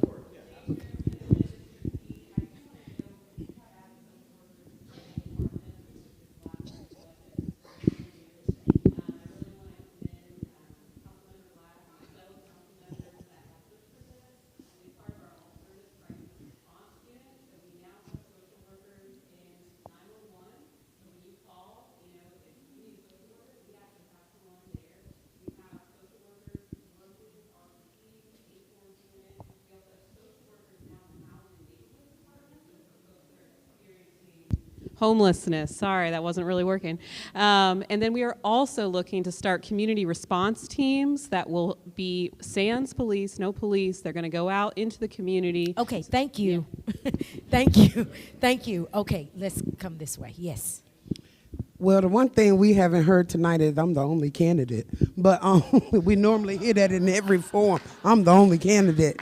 But I am the only candidate with the human service background that actually leads governmental boards and committees that actually provide social work to our community.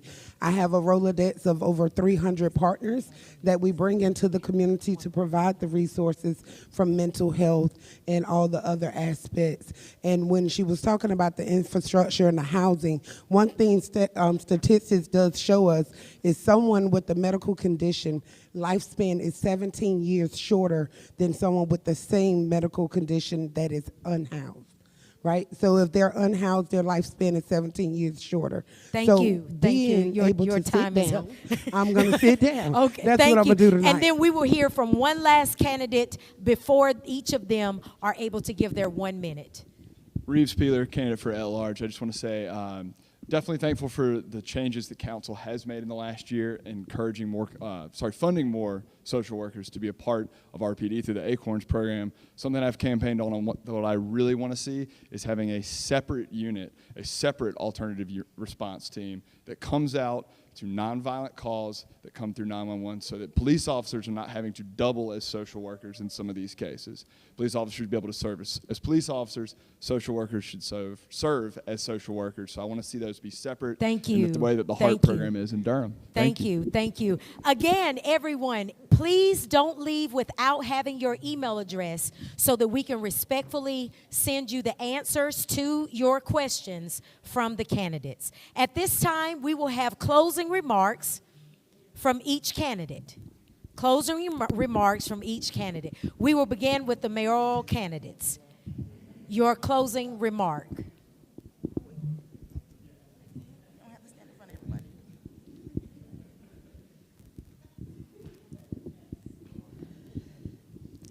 Again, my name is Cara Lynn Sanders. That's K-A-R-A. I hope you will write my name on the ballot as your preferred mayoral candidate. I will state that I am the only candidate who is unhoused. My son and I served on the homelessness task force last year, and we spent 8 months, we met 8 times, 2 hours at a time over a 9-month period, and nothing was done to address homelessness. At the end of the day, it was a joint effort of the city and the county. I am already working with Emma Sutton, who's the head of the Housing and Neighborhoods Department. We are setting up a meeting with Pastor Taylor, who is a part of One Wake. They had the candidates there just last Thursday. We are setting up a meeting because they're interested in developing 2,000 units. And so that's one way. But another way is to increase the types of zoning that are allowed. And this is something that Emma talked about in the Big Ideas Raleigh podcast that just was released on YouTube. So I would just encourage y'all to go check it out. Thank you. Thank you. Thank you.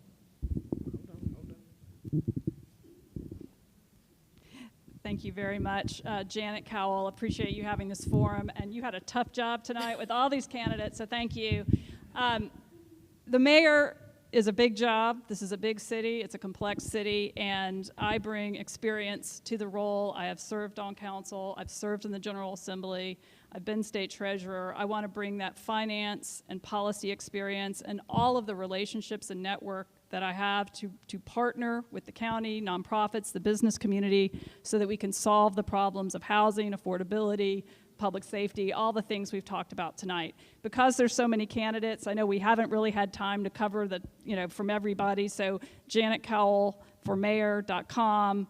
I've been endorsed by the Wake County Democratic Party, Fire, Police, Sierra Club, and others, and that's all on the website. Thank you so much for coming out.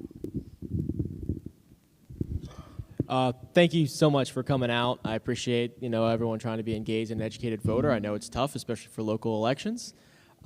This is a nonpartisan race, and I'm the only one up here that is nonpartisan. I don't have any party affiliation. I never have, and I never will.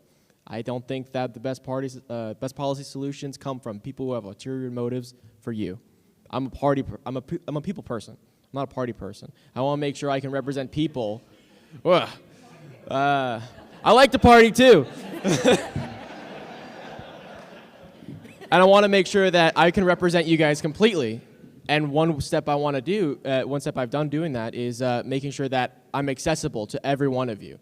I'm the only candidate that has their phone number to their cell phone on their website. So you can call me or text me with any of your direct questions that we didn't get to today. And I want to make sure that I can represent you completely and not just give a 1-minute answer on complicated questions, because this takes a lot more time and a lot more effort from all of us to make it happen. So let's make it happen.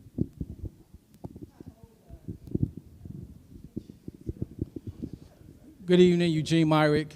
No, I have not taken developer money, and you need to go on the website, because if you want to know who people are going to represent, look at who gives them money. It's very simple. In addition to that, we talk about affordable housing. There are people in this race that don't even know what affordable housing is. They're basing it off of 30% of an area median income. So basically, they're saying you should be able to pay $2,900 a month. We were just at a forum, and it's ironic because I'm originally from East New York, Brooklyn. And everybody agreed to take a trip to East New York, Brooklyn to see how affordable housing is done. How ironic is that? But they have no idea of what affordable housing is. So once again, my name is Eugene Myrick. I'm running for mayor because I'm bringing a common sense approach to this. This is not self-serving. It's about serving the people. I'm not in this race for me. I'm in this race for my neighborhood and for my people. Thank you. My name is Terrence Roof, Truth for Raleigh. I'm a professor at NC State. I actually teach social workers for a living. I have been executive director of NAACP at the state level. I have been the VP of the national VP for repairs at a breach at the national level. What I've learned in that journey is what Ella Baker was doing here years ago. Ella Baker said, strong people do not need one strong leader. I would rather have a strategy, a vision for this city that builds strong people. Vote Truth for Raleigh. Truth is on the ballot November 5th. Thank you, mayoral candidates, for your closing remarks. Now we will have closing remarks from our at-large candidates. Thank you for the forum. Thank you all for being here tonight. It's a great crowd and a lot of energy, which is good. My name is Stormy Ford. I am currently on the Raleigh City Council at large. You can go to my website, Stormy, STRMIE for Raleigh.com, and see all of my endorsements. I've got the Wake County Democratic Party endorsement and several others. One of the other things I would say, of course, I want you to vote for me, but I want to give a little information tonight too. I don't know if the host will cover it, but early voting starts on Thursday. There may be people in the room who think they can't vote because they're not registered. If you go to any of the early voting sites, you can do same-day registration and actually vote that day, but you cannot do it on Election Day, which is November the 5th. If you need an ID, the Wake County Board of Elections are doing free IDs for folks who need to vote. So if you don't have an ID and you think that's a barrier, there's a way to get around that as well. I will say for all the candidates here, we're on the back of your ballot. We know that folks are very interested in the presidential race, the governor's race, and all that. All that stuff is on the front. We know you're going to take care of that. I'm requesting that you turn your ballot over when you first get it. Look for our names. Certainly, I'm going to plug myself. Thank you. Thank you. Friends and comrades, my name is Josh Bradley. I'm running for district at-large district this time. I ran in District A in 2019. Sometimes I get back to that. I wouldn't run against Mary because she's awesome. My website is bradleyforraleighworkers.com. A statistic about North Carolina is that Forbes has named us either number 1 or number 2 for the last couple of years for a place to do business. But we have, for the last 2 years, been rated by Oxfam as the worst place to be a worker. So we need to change that. We are half as good by their metrics as Mississippi. So the city needs to contribute to do that. And it's important that we build the city to make sure that we help the people that need it most and work our way up. Trickle down doesn't work, trickle up does. So if you want to support businesses, you've got to support the people to have the money to be able to spend at businesses. As a socialist, I don't get a lot of money from developers, so that's not an issue. And the police in Raleigh have killed 6 unarmed people in the last several years without consequence, so we need to fund the alternative police program. Thank you so much for having me. Reeves Peeler, candidate for at-large. Say quickly, I'm a native of Raleigh, grew up going to public schools here in NC State. Path led me here to running for council. Started with me working in community organizing, both in here in California. I work down home North Carolina in Granville County, leading field teams, kind of like APRI right here, so shout out to y'all. It's hard work, knocking doors, in rural counties especially. But I do serve on our planning commission, work in affordable housing. I do not take corporate real estate developer money for my campaign, and I want to hold these developers accountable that make so many billions here in our community to build a more balanced budget and plan for a city where working people can thrive and stay and not get pushed out. So thank you so much. It's awesome to be at a candidate forum here where the Student Nonviolent Coordinating Committee started. So I'm proud of that, and thank you all for being here. Thanks for the great questions. Thank you for hosting again. I'm Jonathan Lambert Melton. I am presently one of the at-large council members. In my day job, I'm a lawyer and mediator. I like working with people with different ideas and different backgrounds and trying to find compromise solutions. I find that work to be very helpful on the city council because there are always folks with different ideas and backgrounds that have different solutions. I'm running again because I want to continue to work to make Raleigh safer, more affordable, and less congested. I do not have time right now to explain to you how, but if you go to my website, jonathanmelton.com, I have all the issues listed there, but more importantly, I do have my cell phone on my website and my email. I'm happy to talk with you anytime. You can text me, you can call me, I'll meet you anytime, any place. I think I said my endorsements are on there, you can check those out. I will be on your ballot, though, as Jonathan Lambert Melton, Lambert-Melton, so look for the hyphen. I'd be honored to have your vote. Happy to connect anytime, thank you. Thank you to our at-large candidates for your closing remarks. Now we will welcome closing remarks from our District C candidates. I saw they passed the microphone down here real quick. I want to say thank you, Talupe. I appreciate you. It's my time. Listen, my name is Jared Allis. I'm running for Raleigh City Council, District C, and I want to point out that I'm the only career law enforcement officer on this panel tonight, and I am running to keep you safe, to reduce your taxes, stop gentrification, and to make sure that we can stay in our communities. I want to make sure that developer money does not influence us, they don't own us, and I want to make sure that we are working well together so that everyone is involved. Raleigh, moving forward, let's move forward together.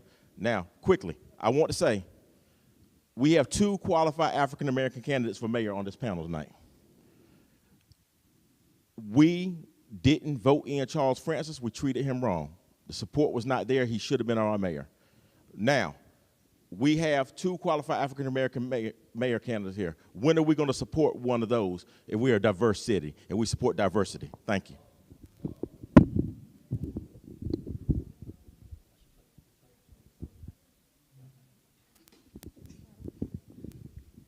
Good evening. I am Corey Branch. I am your current District C City Council member.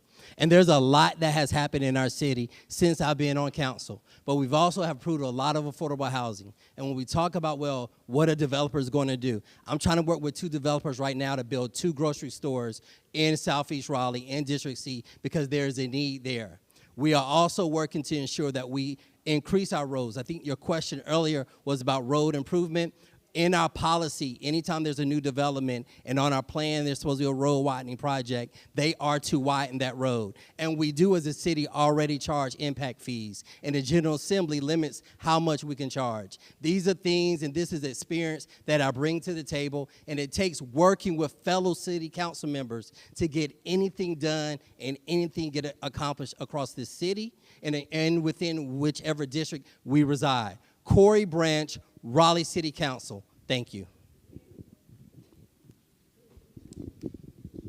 Many of us are out here not because we just want to have a social event, because we are seeing what's happening in our nation and we're scared that the same thing is going to happen in our city.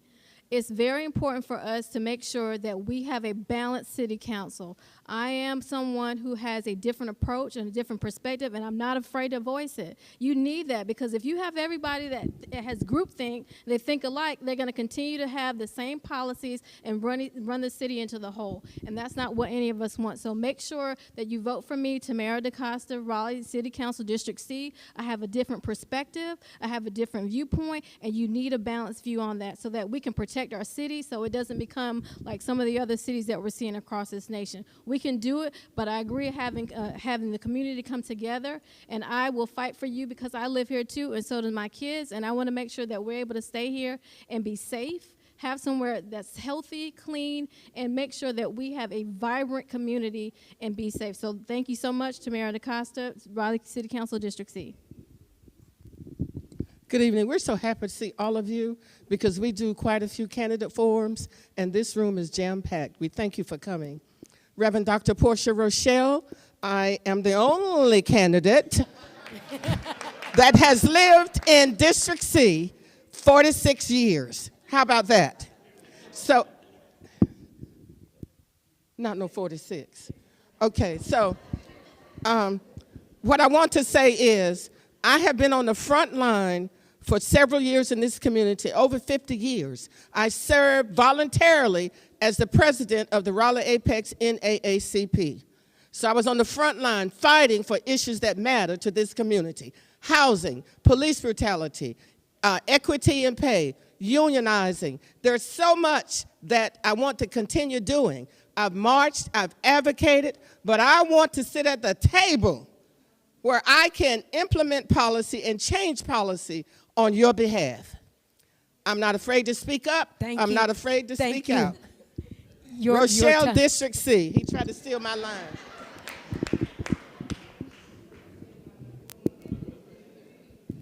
Thank you. My name is Talulupe Omokaye. I'm running for Raleigh City Council District C also. I am, as I mentioned, the former chair of the Raleigh Transit Authority. I love this city. I want to make sure that it's growing and developing, that it's happening with us and not to us, that our voices are heard there. Me and the incumbent are the only two that has city governance experience, not just government experience. That's experience in leadership in city government. For the last 8 years, I was on the Transit Authority. I chaired it for the last 4. I want to be a leader that is a solution-minded leader. I can sit there, we can understand the issues and have a heart for it, but you want a leader that's just not going to do the amen corner with you and preach to the choir. You want a leader that can actually get up there and do what's right and speak truth to power and have relationships with other people and have the knowledge to do it. While we're saying who's the only one, I am the only one up here who was awarded by the President of the United States 2 weekends ago for my lifetime achievement for my service to community, and that includes my service here to Raleigh, and that includes my service in the region, not just the district. So consider voting for Talulupe Omokaye. I know it's a lot of a name. Vote for this. Look for the standout name. Vote for the outstanding candidate. Talulupe Omokaye, District C. Well, I'm DeQuanta Copeland, and I'm the only candidate up here with county governance and governmental experience. I not only serve my community right here in Raleigh, but I create strategic plans that change the outcome and the quality of life, not only in Raleigh, but the other municipalities, which is 11 to be exact. I'm the one that has the relationships that will change the outcomes here. I understand what we've been through. I know what we've lost. And I also understand that we've had the same representative for 9 years, and I need to be your change agent. And I will come back and pull the rest of the team up. However, right now, choose someone who can not only change the outcomes, but also knows the solutions so that we all can stabilize, unify, and be uplifted together. Thank you. Thank you to our District C candidates for their closing remarks. And now we will move to the closing remarks of our District A, B, D, and E candidates. Good evening, everyone. My name is Mary Black, running for re-election for Raleigh City Council in District A.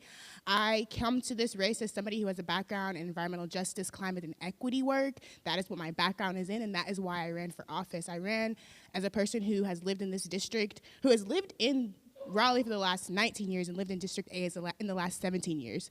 Since we're only talking about onlys, I am the only person to ever be elected to the city that's under the age of 30 and the only person on council who is a renter. So all of that colors my experience in wanting to make Raleigh a place where we all rise together, where RISE is an acronym, and that's what I'm running on. The first being rights for all workers. I think it's problematic that we have concerns about benefits and pay for our firefighters, for our solid waste services, and I'm working to work with our unions to make that a better place. We need inclusive community safety models. That's why I've been a champion for alternative community safety models. We need smart and equitable housing solutions, and we need environmental justice and equity. So when we're talking about protecting our water, community solar, and building a place where we are protecting our trees, that needs to happen. So thank you. Thank you. Mary Black. Your time is up. Hi, y'all. Thanks for being here. Megan Patton, District B. Like Councilmember Fort, I'm going to encourage you to start on the back of your ballot, vote for the bond, or vote how you want for the bond, and the constitutional amendment, and work your way to the top. There's nonpartisan races and partisan races, so don't stop till you get to the front. I am running for re-election because we've started a lot of good things in the past 2 years on the city council that I'm really proud of. We've got about 1,000 units of affordable housing coming to New Bern Avenue. We have enhanced our rainwater rewards program. We have funded alternative crisis response. I negotiated with the developer to get a park in my district that is a park desert right now. So we started a lot of great things, but stuff moves slowly in city government, and so I really want to see those things get across the finish line, get to implementation. I want you to be able to call all our alternative crisis response on the phone and see them deployed to your neighborhood, and I am not ready to leave the city council until those things are done. Thank you. Thanks, y'all, for your time tonight. Again, Jane Harrison, District D. My priorities are community engagement, affordable housing and the environment. It's hard to have a real deep conversation with just a minute. So if you want to come to District D, we have a meeting every month, District D Neighborhood Alliance. It's this Saturday at 9:30 a.m. It's at the Crowder Center, Lake Johnson Park. We get together, we just chat. And that's where I'm at. I try to be responsive to folks. What do you need? What do you see? And I want to work with you. So I'm running unopposed this time. I don't know if that's going to continue into the future, but I will be here. So please reach out. Reach out when you have a need. We want to be responsive council, and I'm learning. I'm learning by being here. So I thank you for your time. If you want to check me out more, janeforraleigh.com. Have a good night.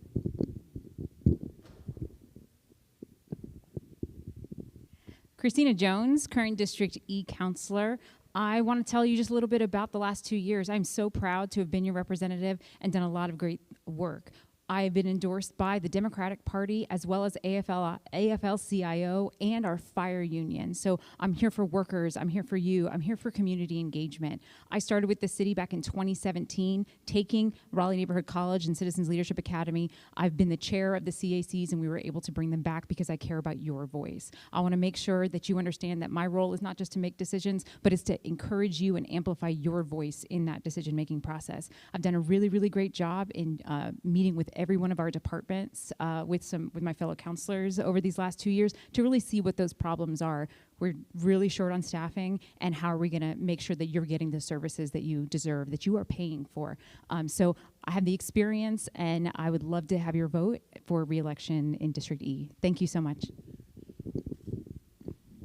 Hi, John Sequeira, running for District E. Yeah, guys, we have 50 people a day moving to Wake County. So we have to figure out, number one, where everybody goes, how to keep us safe and make sure that we're staffed so that we are equitably and fairly policed, and figure out how we create spaces to connect and thrive. My background is I have an MBA from UNC Kenyon Flagler after going to NC State with specific coursework in urban planning. So I know how cities grow responsibly, how budgets work. I know how to do that equitably so that we build market rate housing and affordable housing. Also, in my day job, I'm a consultant that works with organizations to solve complex problems with a lot of moving pieces, where you have to understand what all stakeholders care about so that you can take resources and deploy them appropriately. I listen, I understand how to be a translator, and then hoping that that effort and working outside of city government to create a park with the city could be of value, and Thank you. think what I can do when I'm in council. Thank you. Thank you, District A, B, D, and E candidates for your closing remarks.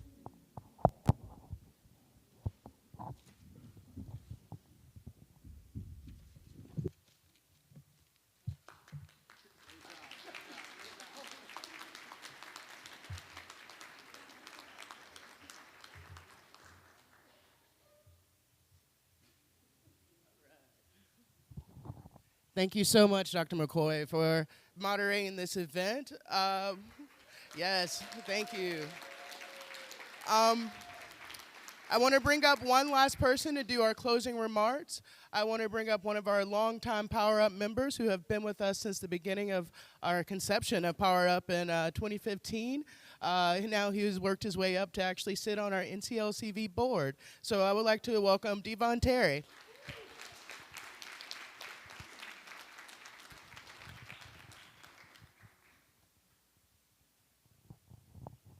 Good evening, everyone. My name is Devon, and I would like to extend my heartfelt thanks to each of you for attending the Candidates Forum tonight. Your presence here is a reflection of your commitment to being informed and engaged in shaping the future of our community. I hope that throughout this evening, you had the opportunity to listen carefully to the perspectives and ideas presented by each candidate. This forum was designed to give you the chance to hear directly from those who seek to represent you, and I'm confident that what you have heard will help you make informed decisions when it comes to cast your vote. Remember, your vote is not just about selecting a candidate, it's about making a choice for the future of our community. It's about making decisions that will impact the quality of life for all of us and our families, neighbors, and the broader community. The issues discussed tonight, from housing to public safety, economic opportunity, and the environment, are all vital to the well-being of Raleigh. This forum was not about choosing a particular person, but about hearing diverse ideas and determining which approaches align with your vision for Raleigh. Your vote has the power to influence that future, and we encourage everyone to use that power thoughtfully. Once again, thank you for being here and for your dedication to our city. Civic engagement doesn't stop here. Let's continue to stay informed, ask questions, and participate in the democratic process. Most importantly, make sure you get out and vote, because your voice and your vote matter. Thank you, and have a great evening.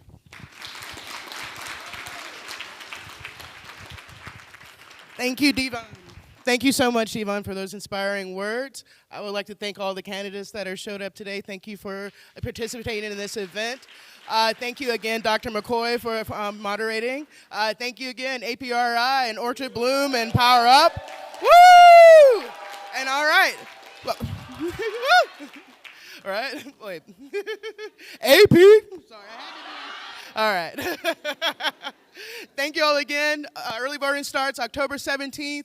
Please get out and vote. Also, on your way out, please look at our postcards. We need to push North Carolina Utilities Commission to make sure we have a clean energy future here. So let's make sure we're doing all the right things, guys. Thank you so much. Y'all have a good night, okay?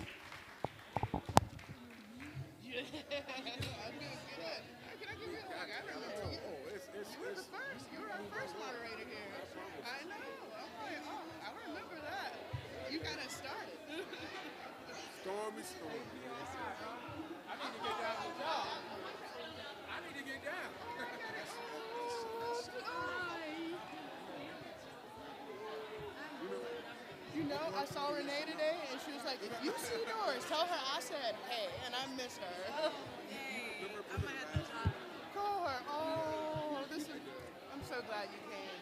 Yes. Oh, how you been? Traveling. But I went back to work. They kept calling me, And then you couldn't help it? I was retired for 22 months. Uh-huh. Okay, so you're at the down in Raleigh, right, at that park? I'm going to have to come see you. All right, what days you work? Monday, Tuesday.